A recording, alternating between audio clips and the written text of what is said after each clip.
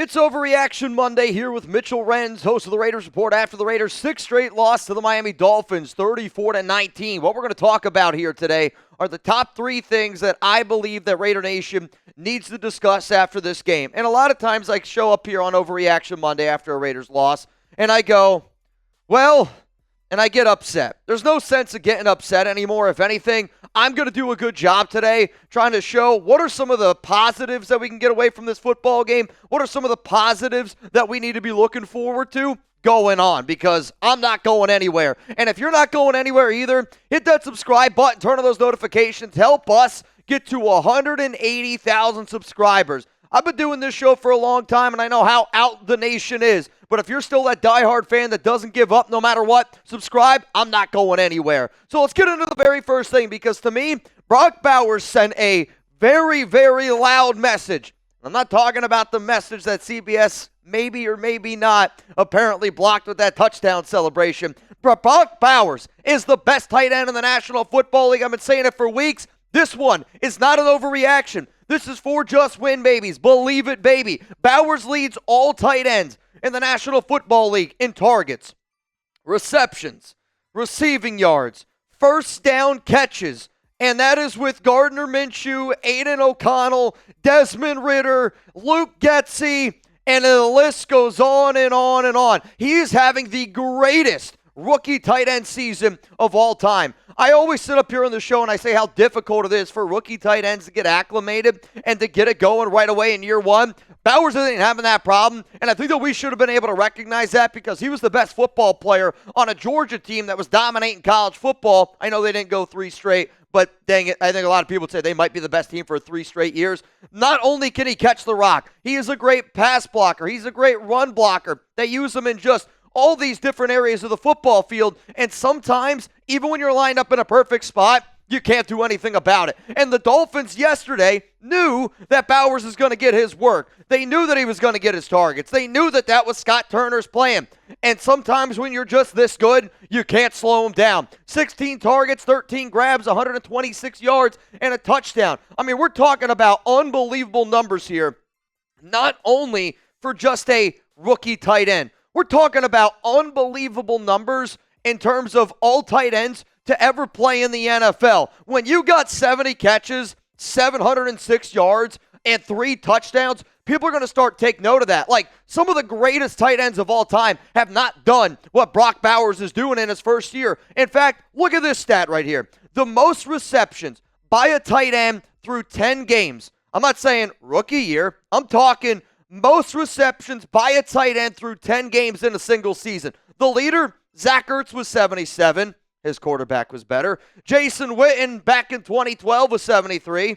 His quarterback was better. TJ Hawkinson last year with Kirk Cousins. His quarterback was better. And then you got Brock Bowers with 70. Travis Kelce's got 69. He's got 66 underneath that. But when you really look at what a rookie tight end is doing, sky's the limit. But since we are talking about rookies, and let's talk about records here, this is what Bowers' 17-game pace is against rookie tight end records. So the most targets in a single season by a rookie tight end currently held is Sam Laporta with 118. Bowers right now is on pace for 151. Most receptions by a rookie tight end in year one. Sam Laporta holds that record with 86. Brock Bowers on pace for 119 catches. What about receiving yards? Mike Ditka has held on to this record since 1961 with 1,076 receiving yards. Brock Bowers right now is on pace for 1,200 yards. So you know what? I am saying that he's going to have the greatest tight end season of all time by a rookie, and it ain't even close.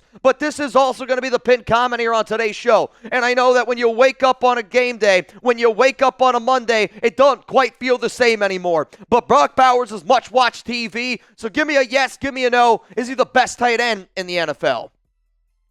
I'm not just saying this because I'm a Raiders fan. I'm saying this because I got 2 eyes, and those 2 eyes are telling me that Bowers is the best in the biz. And when you look at Travis Kelce playing, he's still great, but Kelsey is definitely lost their step or two. Then you watch George Kittle. George Kittle, to me, right now, is the closest thing in the NFL to what Bowers is from a catching standpoint, a blocking standpoint. If Bowers was on the Chiefs, if Bowers was on the 49ers in that offense, I can't even imagine the numbers that young man would be putting up right now. Let's go to the next one here. Scott Turner. Did he do a better job than Luke Getsy? Because I would say going into the game, this was probably one of the top things that a lot of people were looking at, myself included. I'm going to tell you my opinion on whether or not I thought Scott Turner did a better job than the fraud, Luke Getsy. Before I do, though, I do want to tell you about our sponsor here, Mando. I know that the Raiders stink. Doesn't mean that you have to stink. Quite frankly, Mando's been saving me on game days because I sweat like you have no idea. And you can control body odor wear anywhere with Mando. New customers get $5 off a starter pack with our exclusive code. That equates to over 40% off your starter pack. Use code CHAT at shopmando.com. That's SHOPMADO.com. One of the things that I love is this brand new deodorant spray, and I don't know if you guys have seen it, but this is going to help you control odor for 72 hours. You can use this on your feet. You can use this under your armpits. You can also use it in some of these, we'll just call them harder to reach places. And a lot of y'all that are out in Vegas know summer months know exactly what places I'm talking about. It has a 360-degree spray, which I love for my balls. You can really get up in there and you don't have to rub it in. It sprays on clear and dries quickly. That can work upside down so you can hit the undercarriage, that taint area, the balls, the grundle, all with ease. Mando controls odor for 72 hours and it's clinically proven. So Mando's starter pack is perfect for new customers. It comes with a solid stick deodorant, cream tube deodorant, 2 free products of your choice. Think of it like mini body wash and deodorant wipes and free shipping. As a special offer for our listeners, new customers get $5 off a starter pack with our exclusive code. That equates to over 40% off your starter pack. Use code CHAT at shopmando.com. That's SHOPMANDO.com. Please support our show. Tell them that we sent you. Smell fresher, stay drier, and boost your confidence from head to toe with Mando, because even though the Raiders stink, doesn't mean that you have to. Those links are available down in the comments, down in the description of today's show. Scott Turner, is he better than Luke Getsy? Yes, 4 just win babies, believe it, baby. I mean, this isn't rocket science. When you put the ball in your best player's hands, a lot of the times you're going to be able to move the ball a little bit more effectively. The Silver and Black scored 19 points. They had 328 yards of total offense, and don't get me wrong, there were opportunities where the Raiders failed to score. I liked what I saw in the second half. They were able to make some adjustments. But, let's talk about what Scott Turner's biggest responsibility was. Can he get the quarterback position going? Can he get Gardner Minshew going? Minshew had a season-high 282 passing yards, and quite frankly, it was the first time he's thrown for over 210 yards since Week 3 against the Carolina Panthers. But one of the things that I was really, really looking at in this game, how the Raiders did on third down, how the Raiders did on fourth down. Yeah, you were only 1 for 3 in the red zone, which that needs to be able to go out there and it needs to improve. But third down, you're 8 of 14. Fourth down, you're 2 of 2. This offense looked more methodical. They were able to put the ball in some different players' hands. Yeah, a lot of targets went to Brock Bowers, but that's because that was available to you. You're always going to be limited when your quarterback play is Gardner Minshew. You're always going to be limited if it's Desmond Ridder, Aiden O'Connell. But we got to give Scott Turner his flowers, because in 1 week, hell, in just a few drives, I was like, it's clearly Scott Turner is way better than Luke Getsy. And if Luke Getsy ever gets another job in the NFL calling plays, I'm just going to tell you, it's not going to last more than 1 year. So how about this, y'all? Show Scott Turner some love, and at the end of the day, we need to be able to find ways where we can get our flowers here. So like the video if you thought that Scott Turner did a better job than Luke Getsy. And I'm not trying to say a lot of different things here. I'm just simply saying that I thought that Scott Turner did a better job than Luke Getsy. Coming up here, let's talk about Antonio Pierce, because we have to talk about AP. He was the head coach, and when you're coming off a bye week, you expect your players to play at a certain level. At least I am always going to expect head coaches to have their team ready to go after a bye week. And if you want AP to be that right guy, you need to be able to see improvements, especially after the 2-week stretch that this team had. So did Antonio Pierce fail in Week 11? I saw this being thrown out there a lot. I wasn't happy with some of the things that I saw from AP, no doubt about it, but I do think that it is an overreaction to say that Antonio Pierce failed this week. We'll talk about the defense. The defense was booty cheeks. The defense needs Mando because that's how bad they stunk. But what was the number one thing that we needed to see this week as Raiders fans is the offense a little bit better. And the biggest test that AP is going to have next season, because I'm going to make a video on it tomorrow, Antonio Pierce will be the Raiders head coach next season. That I can guarantee you. And he needed to prove that the offense could show some improvement, and the offense did show that it was at least a little bit better. Maybe it was Scott Turner and North Turner joking around, having a little bit of fun, and they were having some fun in the booth. I love seeing it. But the number one thing, quarterback play, can it be better? And in a number one game with a new offensive coordinator, it was better. Does the offensive line look a little bit better? I thought the offensive line played a little bit better yesterday. Yeah, you couldn't get the running game going.